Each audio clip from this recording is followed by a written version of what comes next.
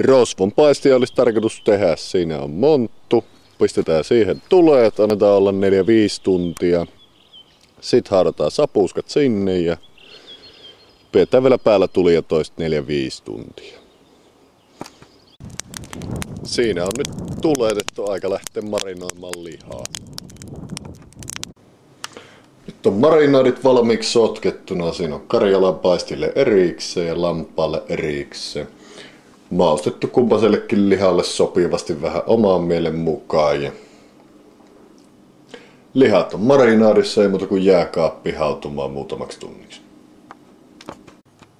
Seuraavaksi ruvetaan tekemään myttyjä sinne rosvonpaistiin. Meillä on valmiiksi silputtuna sinne sipuli ja valkosipuli. Siinä meillä on marinoidut Karjalan paisti ja lammas, sitten peruna ja uunijuureksi. Ja pistetään leivipaperille, tehdään mytty siitä ja folio pyöräytetään muutama kierros ja pistetään pellille, että saadaan siirrettyä tuonne nuotiolle ja loraudutaan vielä vähän kermaa siihen myttyyn sekaan, niin saadaan varmasti hyvä.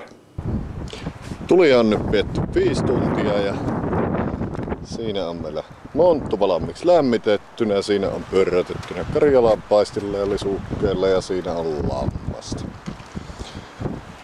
Kaivetaan sitä hiilet poikki, heitetään mytyt pohjalle ja hiilet päälle ja haudataan hiekkaa ja pistetään nuotio siihen päälle.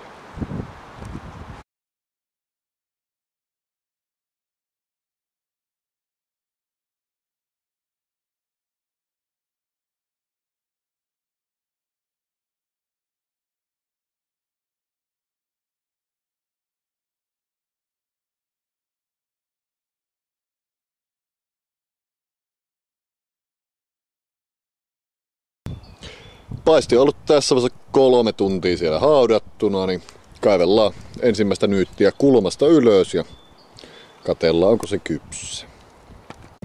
Sieltä on ensimmäinen mytty kaiveltu, niin käy vähän sisällä kahtamassa. 3 tuntia haudattuna, niin liha oli kypsä, mutta ruoka ei ole vielä ihan valmista, niin annetaan hautua vielä tunti. Liha on kypsää ja siinä on ensimmäinen annos jo laitettuna ja kunnon punaviinin kanssa luonnollisesti lammasta.